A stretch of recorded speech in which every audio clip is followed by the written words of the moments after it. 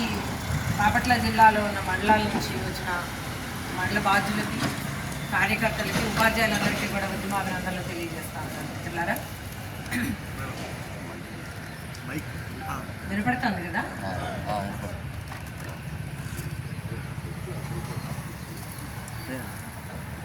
సరే మిత్రులారా, ఈ రోజున మనం రెండవ దశలో ధర్నా చేస్తా ఉన్నాం. మొదటి దశ రాష్ట్రంలో ఉన్న పాత తాలూకా కేంద్రాలలో మొత్తాన్ని ధర్నాలని సక్సెస్ఫుల్గా నిర్వహించుకున్నాము. ఆ న్యూస్ గవర్నమెంట్కి కూడా వెళ్ళింది. అయితే ఇప్పుడు రెండవ దశలో కూడా అన్ని జిల్లాల్లో కూడా ఈ ధర్నాలు జరుగుతూ ఉన్నాయి. ఇది కూడా వాళ్ళు గమనంలో పెట్టుకుంటారు. రేపు రాష్ట్ర స్థాయిలో 14వ తేదీన మనం ఒక ధర్నాని రాష్ట్ర స్థాయిలో చేయడానికి పిలిపించాము. దాన్ని పెద్ద ఎత్తున మనం ఉపాధ్యాయుల్ని సమీకరించుకొని ఉద్యమాలకు వెళితేనే ప్రభుత్వం దగ్గర మన పట్టు పెరుగుతుందనేది కూడా మీరు గమనంలో పెట్టుకోవాలి. ఈ రోజున అంటే ఇప్పుడే అడిగాను సార్ని కూడా, మన సోషలిజం గారు కూడా అన్నారు, గతంలో ఎప్పుడైనా మనం ఎండాకాలంలో ఉద్యమాలకు పిలిపించామా సార్ అంటే ఇవ్వలేదు అని చెప్పారు సార్. ఇవ్వలేదు వాస్తవంగా ఎప్పుడూ కూడా. మరి ఈ రోజున మే అంటేనే మనకి ఎంత ఎండ ఉంటుందో కూడా తెలుసు. అయినా సరే అక్కడ పరిస్థితి వచ్చింది కాబట్టి మనం ఏమాత్రం సంశయం లేకుండా, ఎందుకంటున్నారంటే అది గమనంలో పెట్టుకోండి, మన ఉద్యమానికి పిలిపించిన దాకా కూడా ఏ సంఘము ఉద్యమాలకు వెళ్ళడానికి సాహసించలేదు. ఈ రోజున మనది తాలూకా స్థాయిలో ధర్నాలు సక్సెస్ అయిన తరువాత మాత్రమే పక్క సోదర సంఘం అంటే మన వాళ్ళు చాలా మంది తగాదడతారులే, కానీ సోదర సంఘం 12వ తేదీ జిల్లా కలెక్టర్ డిఓ ఆఫీసులు ఎదురుగా ధర్నాని, తర్వాత 15వ తేదీన సిఎస్సి ఎదురుగా నిరసన ప్రదర్శన, అది కూడా ధర్నా కాదు, నిరసన ప్రదర్శనకి పిలిపించింది. అంటే సమస్య ఉంటే, అది విద్యా వ్యవస్థ నాశనం అవుతుంటే ఉపాధ్యాయులుగా కదిలి వస్తారా లేదనే సంశయం వాళ్ళకుంది, మనకి లేదు. మనం ఆంధ్రప్రదేశ్ టీచర్స్ ఫెడరేషన్ ఉద్యమాలకు పిలిపిస్తే నిబద్ధత కలిగిన కార్యకర్తలు మండు టెండలో, ఈ టెంట్ లేకపోయినా ఎండలో నుంచి అయినా లేదా వర్షంలోనైనా సరే ఒక సంఘం పిలిపిస్తే కార్యకర్తలు వెల్లువలా కదిలొస్తారు. ఆ ఉద్యమం సక్సెస్ అయింది అనేది ఆనాడు ప్రభుత్వానికి BRTS రోడ్డు ద్వారా నిరూపించాం మనం. ఎంత క్లిష్ట పరిస్థితి, ఎంత నిర్బంధాలు, అసలు విజయవాడ వెళ్ళడానికి అవకాశం లేని పరిస్థితి కూడా. కానీ అక్కడ BRTS రోడ్లో మొత్తము APTF జెండాలు తప్పితే రెండో జెండా కనిపించలేదనేది వాస్తవం. ఇక్కడ ఎవరైనా వచ్చినట్లయితే ఆకలేస్తుందేమో సార్ కొంచెం. మిగతా ఉపాధ్యాయులు గమనంలో పెట్టుకోండి. వాళ్ళకన్నా ఈరోజు సంఘం పిలుపునందుకొని ఈరోజు టెంట్లోకి వచ్చి కూర్చొని ఇంత ఎండలో ఒకటి అవుతున్నా కానీ ఒక్కళ్ళు కూడా కదలకుండా ఉన్నారంటే ఇదే APTF ఉద్యమ స్ఫూర్తి అనేది కూడా మనం గమనంలో పెట్టుకోవాలి. మన ఉద్యమాలు చూసిన తర్వాత వాళ్ళు ధైర్యం చేసి వాళ్ళ క్రింద క్యాడర్ నుంచి వచ్చిన ఒక యాజిటేషన్, కింద క్యాడర్ నుంచి వచ్చింది విద్యా వ్యవస్థ ఈ రకంగా నాశనం అవుతుంటే APTF ఉద్యమాలు చేస్తుంది, మీరేం చేస్తున్నారనే ఆ ఒత్తిడిని తట్టుకోలేక ఈ రోజున వాళ్ళ ఉద్యమానికి పిలిపించారు. నిజమే, వాస్తవమే. ఈయనలో సక్సెస్ చేస్తున్న మీ అందరికీ కూడా APTF రాష్ట్ర సంఘం తరఫున ప్రత్యేకంగా అభినందనలు తెలియజేస్తూ ఈరోజు విద్యా వ్యవస్థ ఎలా ఉంది. మనాళ్ళు చెప్పారు 2-3 2030కి ప్రభుత్వ పాఠశాలల్లో చదువుతున్న విద్యార్థుల శాతం 30కి తగ్గించాలి, 30%కి తగ్గించాలి అని నిర్ణయం ప్రపంచ బ్యాంకు తీసుకుంది అని. ఎప్పుడు తీసుకుంది అది ఇప్పుడు తీసుకున్న నిర్ణయం కాదు. 2017లో అంతర్జాతీయ ద్రవ్య నిధి సంస్థ మరియు ప్రపంచ బ్యాంకు వార్షిక సమావేశంలో ఆ రోజు ఆ నిర్ణయం జరిగింది. 2030లో భారతదేశంలో విద్యా వ్యవస్థ ఎలా ఉండాలి, ఎంత శాతానికి తగ్గించాలి ప్రభుత్వ పాఠశాలలో చదివే విద్యార్థుల సంఖ్యని అని చెప్పి ఆ శాతాన్ని ఆనాడే నిర్ణయించడం జరిగింది. మనం గమనంలో పెట్టుకోవాలి. దాని ప్రకారమే ఈ సాల్ట్ ప్రోగ్రాం కానీ అనేక కార్యక్రమాలు, మన ఉపాధ్యాయుల సంఖ్యని కుదించడం కానీ, గత గవర్నమెంట్లో 5 సంవత్సరాలు ఒక DSC వేయకపోవడం కానీ, ఇవన్నీ ఆ నిర్ణయ ఫలితంగానే వచ్చింది. మరి ఈ రోజున ఇప్పుడు ఉన్న గవర్నమెంట్ కూడా మరి ఆ ప్రపంచ బ్యాంకు నిబంధనలు ఏవైతే ఉన్నాయో వాటిని కాదని అక్కడ అప్పు తీసుకోకుండా మన రాష్ట్రాన్ని నడిపే పరిస్థితి లేదు. అందుకనే గత గవర్నమెంట్ ఈ గవర్నమెంట్ వచ్చిన తర్వాత కూడా టీచర్లు సెంటర్లలో చనిపోతున్నా కానీ ట్రైనింగ్లు పెట్టారు, కొనసాగించారు. టీచర్లు చనిపోయారు 3-4, అయినా సరే అవి కొనసాగించారంటే కారణం ఏంటి? ఇక్కడ ఏదైతే ఈ SSAకి ఇచ్చిన ప్రపంచ బ్యాంకు ఏవైతే ఉన్నాయో అవి సక్రమంగా ఆ నిధులని మనం అమలు చేసి ఆ కార్యక్రమం, ఆ ట్రైనింగ్ కార్యక్రమాన్ని సక్సెస్ చేస్తేనే అది చేయబట్టే ఈరోజు మనకి ఏదైతే రాజధాని కట్టడానికి ఏదైతే అప్పొచ్చిందో 4,000 కోట్లు, అది మన సాల్ట్ ప్రోగ్రామ్ కానీ మన ట్రైనింగ్లు కానీ విద్యా వ్యవస్థ మీద ప్రపంచ బ్యాంక్ ఇచ్చిన అప్పుకి ఆ కార్యక్రమాలన్నీ పర్ఫెక్ట్గా వాళ్ళు అమలు చేశారు. చేయబట్టి ఈరోజు 4,000 కోట్లు రిలీజ్ అయ్యాయి. ఇవన్నీ ఇంటర్లింకు ఒకదాంతో ఒకటి. అందుకనే ఆ నిధుల కోసమే ఈ రోజున పాలక వర్గాలు, ఏ పాలక వర్గమైనా ఉండొచ్చు, ఒకే విధంగా ఉంటుంది. ఈరోజు గత గవర్నమెంట్ తర్వాత చాలామంది ఆశపడ్డారు, గవర్నమెంట్ మారుతుంది, అన్ని సమస్యలు పరిష్కారం అవుతాయని. ఆనాటి నుంచి ఈనాటి వరకు ఆంధ్రప్రదేశ్ టీచర్స్ ఫెడరేషన్ ఒకటే చెప్తోంది, ప్రభుత్వాలు మారగానే మన సమస్యలు పరిష్కారం కావు. ఖచ్చితంగా మన ఉద్యమాల ద్వారానే మన సమస్యలు పరిష్కారం అవుతాయనేది మనం అందుకే నిరూపిస్తా ఉన్నాము 77 సంవత్సరాలుగా. ఏ ప్రభుత్వం, ఏ పాలక వర్గం అధికారంలో ఉన్నా ఆ పాలక వర్గానికి అంటగాగకుండా ఉద్యమాల ద్వారా, ఆ ఉద్యమాలే శరణ్యంగా, ఉద్యమాల ద్వారానే సమస్యలు పరిష్కారం చేస్తూ విద్యా వ్యవస్థను నిలబెట్టుకుంటూ మన హక్కుల కోసం మనం పోరాటం చేస్తూ ఉన్నాం. ఇందాక జిలానీ గారు ఒక విషయాన్ని మీ ముందుకు తీసుకొచ్చారు, ఎమ్మెల్సీ ఎలక్షన్స్. అది కూడా ఇది సందర్భం కాకపోయినా ఒకటే చెప్తాను, చాలా ఉపాధ్యాయ సంఘాలకి, చాలామంది ఆ సంఘాల్లోని సభ్యులకి, ఈవెన్ ఆంధ్రప్రదేశ్ టీచర్స్ ఫెడరేషన్లో రాష్ట్ర నాయకత్వం పిలుపు మేరకి ఎమ్మెల్సీ ఎలక్షన్స్లో పనిచేసిన మన క్యాడర్లో కొంతమందికి కూడా ఒక డౌట్ ఏదైనా ఉంటే అది ఈ ఉద్యమాల ద్వారా క్లియర్ అవుతుంది, క్లియర్ అయి ఉంటుంది అనేది కూడా నేను భావిస్తూ ఉన్నాను. సమస్య ఎక్కడుంటే అక్కడ పోరాటం చేస్తాం, అది ఏ ప్రభుత్వం అయినా. ఆ ప్రభుత్వం మనకి ఒక సందర్భంలో ఏదైనా అనుకూలంగా మనకున్నా కానీ సమస్య పరిష్కారం కాకపోతే ఉద్యమాలకు వెళతాము. ఇది మనం గమనంలో పెట్టుకోవాల్సిన అంశంగా ఎమ్మెల్సీ ఎలక్షన్స్లో మనకి టార్గెట్ వేరే ఉంది.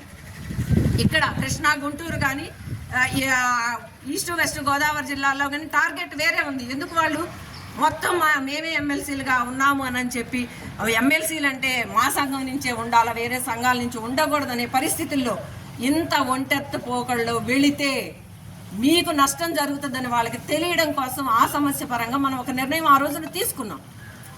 అంతేగాని పాలక వర్గాలకు అనుకూలంగా ఆంధ్రప్రదేశ్ టీచర్స్ ఫెడరేషన్ ఎప్పుడూ వ్యవహరించదు. అందుకనే ఈ రోజున ఇప్పటికీ కూడా లేట్ అయిపోయింది. ఏ గవర్నమెంట్ అయినా ఏర్పాటు అయిన తర్వాత 6 నెలలు మనం ఆర్థిక సమస్యల కోసం, ఆర్థికంగా వాళ్ళ వెసులుబాటు కోసం మనం టైం ఇస్తాం. కానీ ఈ రోజున 10 నెలలు దాటిపోయింది, ఇంతవరకు ఆర్థిక సమస్యల మీద ఒక్క మాట కూడా మాట్లాడిన పరిస్థితి లేదు ప్రభుత్వానికి.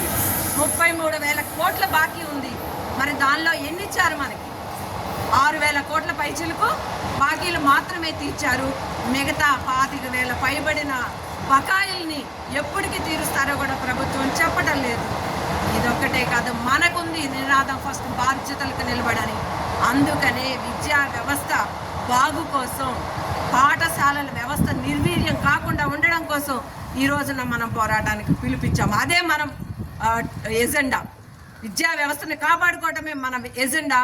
కానీ అటువైపు ఆర్థిక సమస్యల మీద కూడా మనం స్పందించకపోతే, మనం ఉద్యమం చేయకపోతే ప్యాప్టో కానీ జేఏసీ కానీ ఉద్యమం చేసే పరిస్థితి లేదు. మీరు అనొచ్చు మొన్న ప్యాప్టో ఉద్యమం చేసింది కదా అని.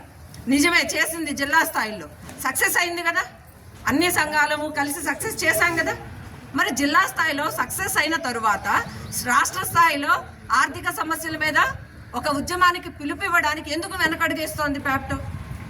వేయకూడదు కదా, జిల్లా స్థాయి అయిపోగానే స్టేట్కి వెళ్ళాలి కదా.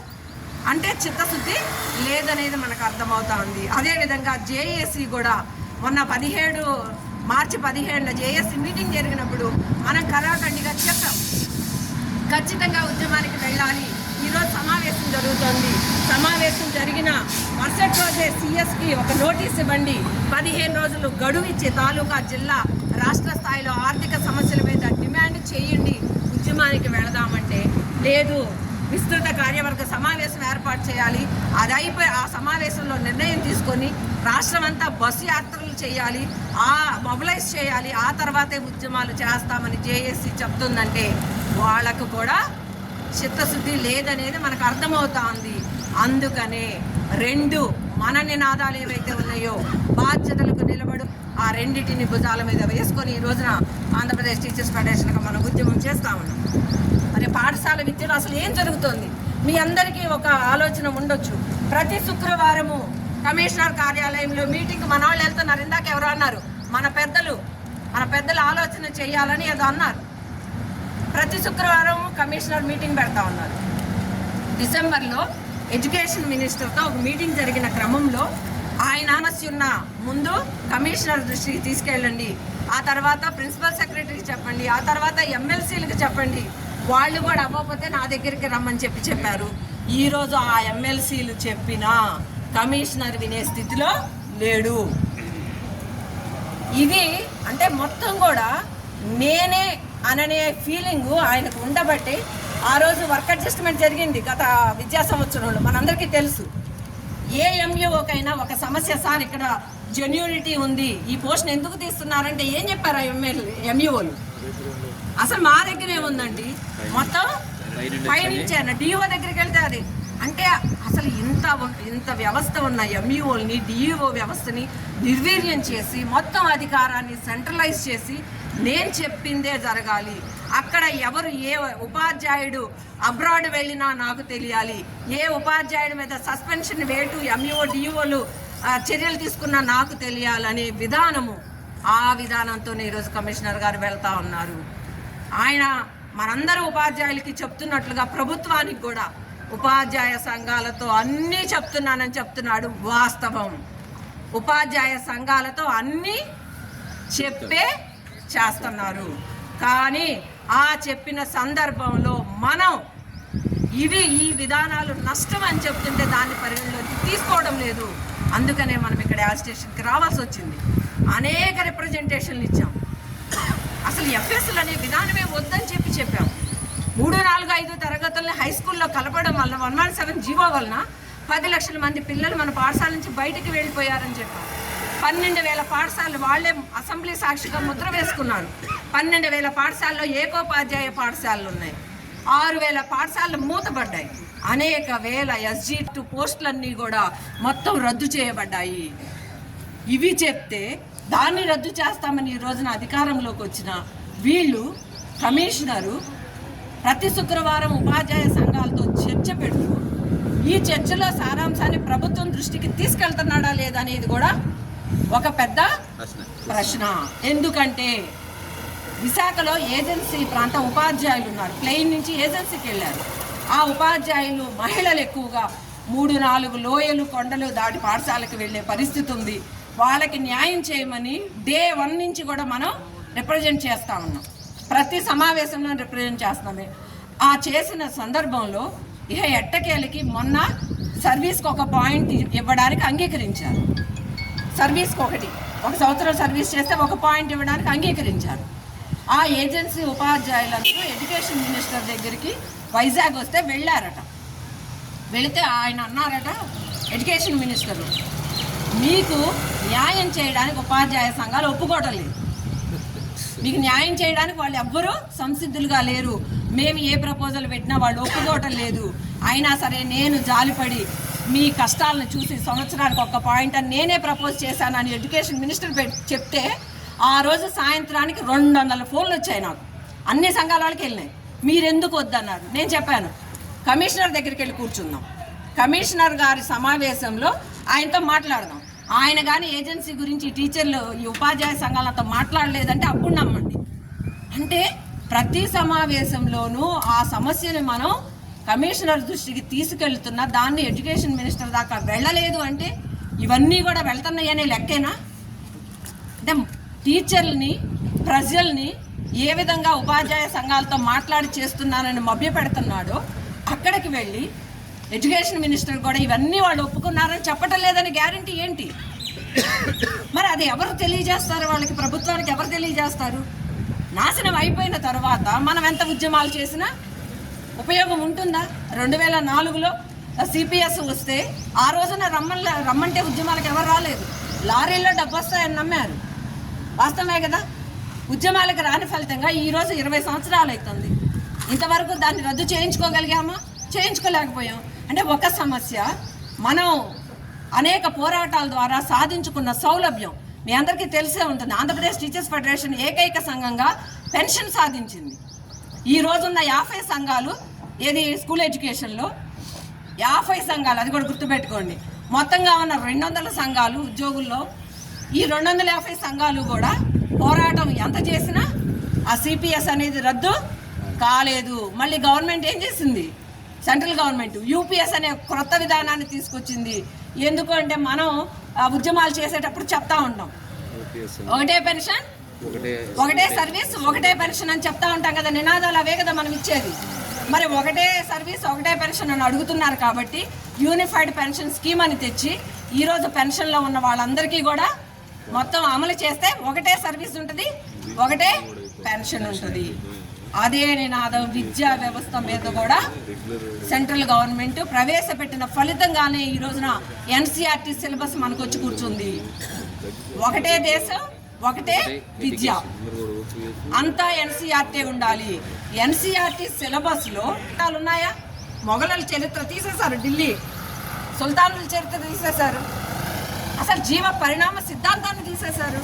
పోరాటం చేసి అనేక నిరసనలు వచ్చిన సందర్భంలో దాన్ని పెట్టారు. కానీ మళ్ళీ జీవ పరిణామ సిద్ధాంతాన్ని ఇవి లేవు, చరిత్ర లేదు. చరిత్ర అంటే కుంభమేళ, చరిత్ర అంటే హిందూ ఏవైతే పండుగలో ఉన్నాయో అవి మాత్రమే చరిత్ర.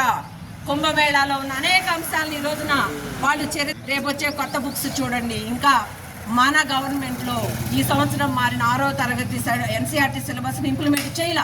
పాత సిలబస్లోనే ఉన్నాం మనం, కొంత అదృష్టం.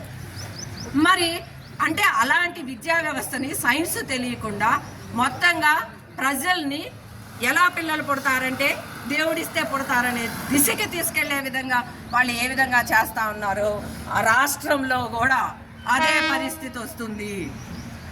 విద్యా వ్యవస్థలో ఎన్సీఆర్టీని తీసేసి స్టేట్ సిలబస్ పెట్టమని అడిగాం, ఫలితం లేదు. అసలు తెలుగు రాష్ట్రం ఇది. మనం అనేక సందర్భాల్లో మాట్లాడుకునేటప్పుడు తెలుగు రాష్ట్రంలో తెలుగు మీడియం చదువుకోవడానికి అవకాశం లేదు, కానీ Oriya medium, Urdu medium, Kannada medium చదువుకోవచ్చని మనం నినాదాలు ఇస్తుంటే ఈ రోజున కమిషనర్ గారు ఏం చేశారు? అవన్నిటినీ తీసేస్తామని మొన్న ప్రపోజల్ పెట్టారు ఒక మీటింగ్లో. నవ్వొచ్చింది, నవ్వాము. ఎందుకమ్మా నవ్వుతున్నారని అడిగారు ఆయన. సార్ మేము సమావేశాలు మాట్లాడుకునేటప్పుడు చెప్పుకుంటామండి, ఇది తెలుగు రాష్ట్రంలో తెలుగు మీడియం చదువుకోవడం లేదు కానీ మిగతా మీడియాలన్నీ చదువుకోవచ్చని. మీరు ఇప్పుడు అది చెప్పుకునే అవకాశం కూడా లేకుండా చేస్తున్నారు. మైనర్ మీడియాలన్నింటినీ ఇబ్బందులు పాలు చేస్తున్నారంటే ఈ రోజున కిషోర్ మొన్న ఒక విషయం ఎంత 100 సార్లు ఫోన్ చేశాడు. ఏమి చెప్తాము? ఉర్దూ పోస్టులు నిలపాలని చెప్తున్నాడు, కానీ కమిషనర్ వింటున్నాడా? వినడం లేదు. అసలు ఎఫ్ఎస్ స్కూల్లే వద్దన్నాం. ఎందుకు అనాదిగా 1 నుంచి 5, 6 నుంచి 10 ఎందుకు స్కూళ్ళ విభజన చేశారు? విద్యార్థుల మానసిక పరిస్థితి, వాళ్ళ భావావేశ రంగము, జ్ఞాన రంగము, వీటన్నిటిని బట్టే కదా పాఠశాలను విభజించి 1 నుంచి 5 ఆ ఏజ్ గ్రూప్తో అక్కడ పెట్టింది. మరి దాన్ని తీసుకెళ్ళి హై స్కూల్లో కలిపి 1557 హై స్కూళ్ళు ఈ రోజున 1 నుంచి 10 తరగతులు నడపబడతా ఉంటాయి.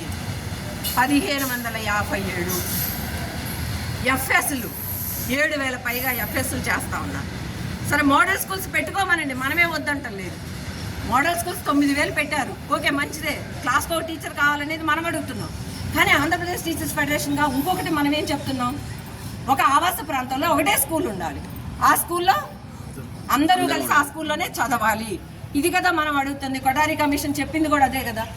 కానీ ఆ దిశగా ప్రభుత్వం, ఏ పాలక వర్గాలైనా ఆ దిశగా ప్రయత్నాలు చేయవు. నిదానంగా ప్రభుత్వ విద్య నుంచి ప్రభుత్వం తప్పుకొని ప్రైవేటైజేషన్ చేయడం కోసమే ఈ పావులు కదుపుతుందనేది చాలా స్పష్టంగా కానొస్తోంది. ఆనాడు 30,000 పోస్టులు పైగా డిఎస్సి వేస్తే మెగా డిఎస్సి అని చెప్పుకున్నాం. ఈరోజు 16,000 పోస్టులు వేస్తూ మెగా డిఎస్సి అని చెప్తున్నారంటే ఉపాధ్యాయుల సంఖ్య ఏ విధంగా తగ్గించబడుతుందో చూడండి. 2,10,000 ఉండాల్సిన ఉపాధ్యాయులు ఈరోజు 1,80,000 మంది ఉన్నారు. తగ్గిపోతా ఉన్నారు, ఇంకా ఇంకా తగ్గిపోతారు, కుదించబడతారు. ఎందుకు అంటే అది ప్రపంచ బ్యాంకు నిబంధనలు.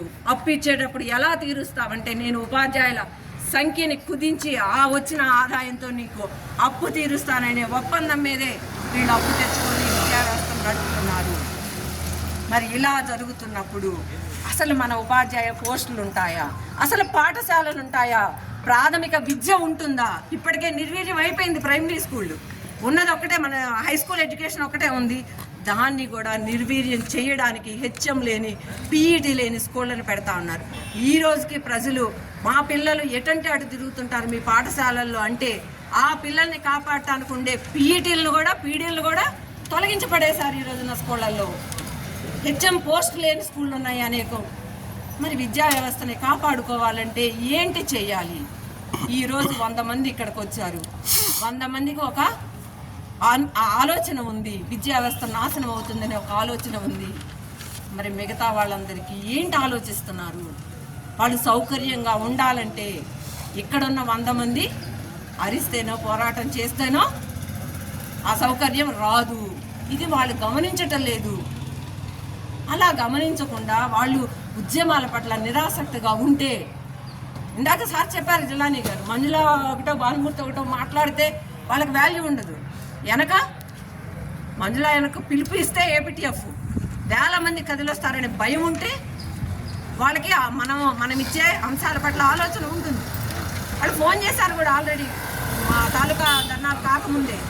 అన్నీ మీరు చెప్పినవే చేస్తున్నాం కదా, ఎందుకు ధర్నాకి వెళ్ళారు అడగమన్నారు కమిషనర్ గారని. ఏంటి చేశారని అడిగారు. అంటే యూపీ స్కూల్లో స్కూల్ అసిస్టెంట్లు ఇవ్వమన్నారు, ఇచ్చాం కదా. ఏజెన్సీ వాళ్ళకి పాయింట్లు ఇవ్వమన్నారు, ఇచ్చాం కదా. వైజాగ్లో ఒక సమస్య చెప్పారు 43 మంది టీచర్లకి, అది చేశాం కదా అంట. అవన్నీ చిన్న చిన్న అంశాలండి. అవి చిన్న చిన్నవి. పాఠశాలలు నిలుపుకోవాలి. 1 నుంచి 5 ప్రైమరీ పాఠశాల ఉండాలి. ఎఫ్ఎస్లు ఉండకూడదు. బేసిక్ స్కూళ్ళే ఉండాలి 1 to 5. హై స్కూళ్ళల్లో ప్రైమరీ పాఠశాలని కలపకూడదు. తెలుగు మీడియం కొనసాగించాలి. ఇలా అనేక డిమాండ్లు. హెచ్ఎం పోస్ట్ ఉండాలి. 1:45గానే చూడండి. 45 దాటితే 2వ సెక్షన్ కావాలని కూడా మనం డిమాండ్ చేస్తూ ఉన్నాము. సస్సే మీరు అంటున్నారు కమిషనర్ గారు, 54 వస్తేనే 2వ సెక్షన్ అంటున్నారు. ఈ ప్రజెంట్ సిచ్యువేషన్లో 54 మంది పిల్లల్ని ఒక క్లాసులో కూర్చోబెట్టి ఏ ఉపాధ్యాయుడైనా పాఠం చెప్పగలరా? మరి సౌకర్యాలు కల్పించకుండా, హెచ్ఎం పోస్ట్ లేకుండా 54 మందిని ఒక క్లాస్ రూమ్లో కూర్చోబెట్టి పాఠాలు చెప్తూ, మళ్ళీ రెండో వైపు ఏం చెప్తున్నారు? ప్రైవేటు పాఠశాలలకి పోటీగా ప్రభుత్వ పాఠశాలలు ఉండాలని వాళ్ళు చెప్తా ఉన్నారు. ఒకటే ఆలోచన వాళ్ళందరికీ, మీరు పనిచేయటం లేదు. నిన్న కమిషనర్ ఆఫీస్లో మొన్న వెళ్ళినప్పుడు శైలజ గారు, అంతకుముందు ఇక్కడ డిఓగా చేశారు, ఆవిడ ఒక మాట అన్నారు, పిల్లలు ఎందుకు పాఠశాలను ఈ విధంగా నాశనం చేస్తున్నారు అంటే, మీరు పాఠాలు చెప్తే పిల్లలు ఉంటారు కదా, మీరు పని చేయట్లేదన్నారు. మేము కూడా ఒకటే చెప్పాం, రోజు కట్టలు రిప్రజెంటేషన్లు పట్టుకొస్తున్నాం మీకు. మీరు పని చేసినట్లయితే ఈ పని మాకు ఉండేది కాదు కదా. మీరే పని చేయట్లేదు, మమ్మల్ని పని చేయట్లేదు అని అడిగే హక్కు ఎక్కడ ఉంది మీకన్నా? ఇందాక ఒకసారి మాట్లాడుతూ కూడా ఒకటి అన్నారు, ఆంధ్రప్రదేశ్ టీచర్ ఫెడరేషన్ కార్యకర్తలుగా ఉన్న వాళ్ళు 100% పాఠశాలలో ఎఫర్ట్ పెట్టి పని చేస్తారు. ఇందాక పెసర్లంక చెప్పారు, మన వాళ్ళు ఉన్నారు అక్కడ. ఎంత చక్కగా 594 అంటే అసలు ఈ రోజున ప్రభుత్వ పాఠశాలలో విద్యార్థులకు కూడా ఎంత మార్కులు వస్తున్నాయో. అయితే అదొక్కటే మనం ప్రామాణికంగా తీసుకోకూడదు. మనం చెప్పే చదువుకి ప్రామాణికంగా తీసుకుంటే మనకన్నా ప్రైవేట్ పాఠశాలల్లో ఎక్కువ ర్యాంకులు వస్తున్నాయి కదా, మార్కులు ఎక్కువ వస్తున్నాయి కదా. అది కాదు ప్రామాణికం. ఎగ్జామ్స్ ఎలా జరుగుతున్నాయో మనకు అందరికీ తెలిసిన అంశమే. మనం కూడా ఆ పాపంలో భాగమేను. గుర్తుపెట్టుకోండి, మనం సిన్సియర్గా ఎగ్జామ్స్ జరిపితే ప్రైవేటు పాఠశాలలో సగానికి సగం ఫిల్టర్ అయిపోతారు. ఇది గమనంలో పెట్టుకోండి. ఆ రోజున మనం గొప్పగా ఉంటాము. వాళ్ళు అంటే కావాలని తప్పించమని మనమేం చెప్పట్లా, కానీ ఏ విధంగా ఎగ్జామ్స్ జరుపుతున్నామో అది జరిపే పద్ధతి కాదనేది మాత్రమే ఆంధ్రప్రదేశ్ టీచర్స్ ఫెడరేషన్గా మీకు సూచన ఇస్తూ మనం ప్రభుత్వ పాఠశాలని కాపాడుకోవాలంటే మనం పోరాటం చేయాలి. ప్రభుత్వానికి చిత్తశుద్ధి ఉండాలి. ఆ చిత్తశుద్ధి నిర్ణయం అయితే తీసుకున్నారు. నెక్స్ట్ ఇయర్ నుంచి బ్రహ్మాండంగా స్కూళ్ళని నడుపుతామంటున్నారు, నిర్ణయం తీసుకున్నారు. మరి ఆ నిర్ణయాన్ని అమలుపరచడానికి ఇన్ని ఇబ్బందులు వస్తుంటే ఆ ఇబ్బందుల్ని ఎందుకు పరిగణలోనికి తీసుకోరనేది కూడా మనం ప్రభుత్వాన్ని ప్రశ్నించాల్సిన అవసరం ఉంది. కాబట్టి ఈరోజు ఎక్కడ కూర్చున్నాం. రేపు 14వ తేదీ ధర్నా చేస్తాం. మరి ఇవి మనం విద్యా వ్యవస్థగా ఏ నుంచి ఎఫ్ వరకు, తర్వాత 2, 3లో కూడా అనేక అంశాలు. ఈరోజు మున్సిపల్ పాఠశాలల గురించి కూడా నిన్న ఒక 2 మెసేజ్లు వచ్చాయి. మెసేజ్ ఒకటే, సంఘం పేరు మాత్రమే మార్పు. చూడండి మెసేజ్లు. మనం గత గవర్నమెంట్ ఉన్న కాడి నుంచి కూడా మున్సిపల్ పాఠశాలల్లో ఉపాధ్యాయుని అప్గ్రేడ్ చేయాలని, ఆ మున్సిపల్లో ఆవాస ప్రాంతాలలో ఎక్కువగా పాఠశాలని నెలకొల్పాలని మనం అనేక ప్రాతినిధ్యాలు చేసాం.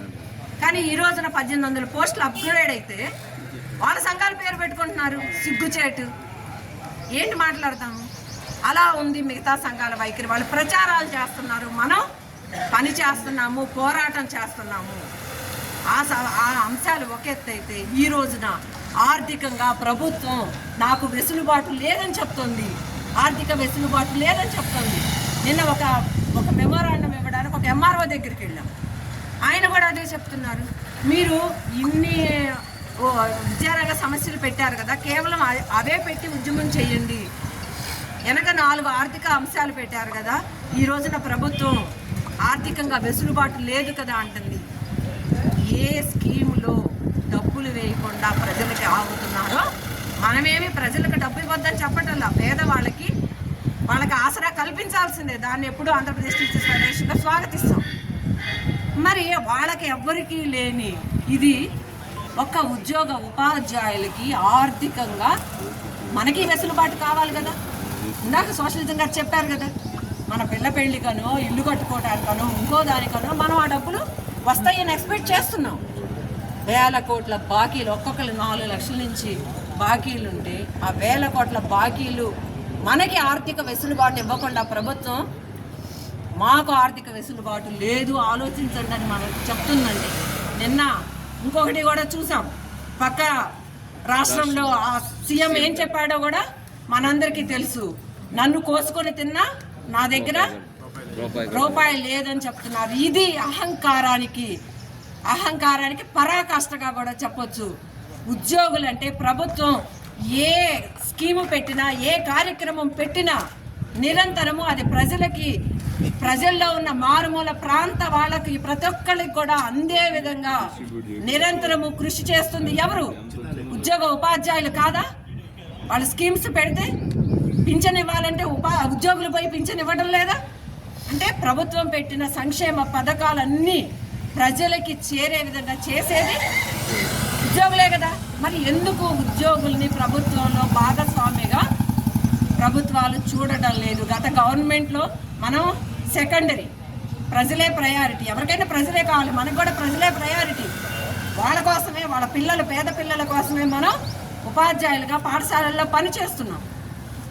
కానీ ఇక్కడ ఈ ప్రభుత్వంలో కూడా మనకి సెకండరీ, ఉపాధ్యాయులు సెకండరీ అనే భావన వస్తుంది. గత ప్రభుత్వానికి ఈ ప్రభుత్వానికి మధ్య డిఫరెన్స్ ఏమన్నా కానొస్తుందంటే 1వ తేదీ జీతాలు తప్పితే ఏమీ కానరాట్లేదు. ఇంకా వాళ్ళు చెప్తున్నారు గత ప్రభుత్వానికి ఈ ప్రభుత్వానికి తేడా లేదంటున్నారు. మీరు అనకాపల్లిలో ఎమ్మెల్సీ చిరంజీవిరావు ప్రభుత్వ విప్పు కూర్చొని ఉన్నాడు. ఆయన ముందే చెప్పారు గత ప్రభుత్వానికి ఈ ప్రభుత్వానికి డిఫరెన్స్ లేదు అంటే ఆయన అంటారు మీకు 1వ తేదీ జీతాలు ఇస్తున్నాం. ఒక్క నెల వచ్చింది 1వ తేదీ, తర్వాత అంతా 2-3 నెలలే కదా, సరే వదిలేయండి. 1వ తేదీ జీతాలు ఇస్తున్నాం. టెంట్ వేసుకునే అవకాశం ఇచ్చాం. గత గవర్నమెంట్లో టెంట్ వేసుకునే అవకాశం లేదంటున్నారు. నేను ఒకటే చెప్పాను, 1వ తేదీ జీతాలు ఎందుకు ఇస్తున్నారు? నెలంతా కష్టపడి పని చేస్తే 1వ తేదీ జీతం ఇస్తున్నారు. అదేదో మన కష్టానికి మనకి రావాల్సిన జీతం మనకి 1వ తేదీ వేసి అదేదో మనకు పెద్ద సౌకర్యం కల్పించినట్లుగా పాలక వర్గాలు ఫీల్ అవుతున్నాయి. అది సరైన విధానం కాదు. అది మన కష్టం. దాన్ని వాళ్ళు మీకేదో ఒక వరంలాగా ఇస్తున్నామని మన 6,000 కోట్లు రిలీజ్ చేస్తూ పండక్కి మీకు బోనస్ ఇచ్చామన్నట్లుగా ఫీల్ అవ్వడము. మనయే కదా ఆ డబ్బులు. టెంట్లు వేసుకునే స్వేచ్ఛ కలిగిస్తామని చెప్పారు. నేను దానికి కూడా చెప్పాను, గత గవర్నమెంట్లో ఎంతకన్నా పెద్ద టెంట్లు వేసాము. పాలక వర్గాలు ఎంత నిరంకుశంగా ఉన్నా ఆంధ్రప్రదేశ్ టీచర్స్ ఫెడరేషన్ తరఫున మేము టెంట్లు వేస్తాము.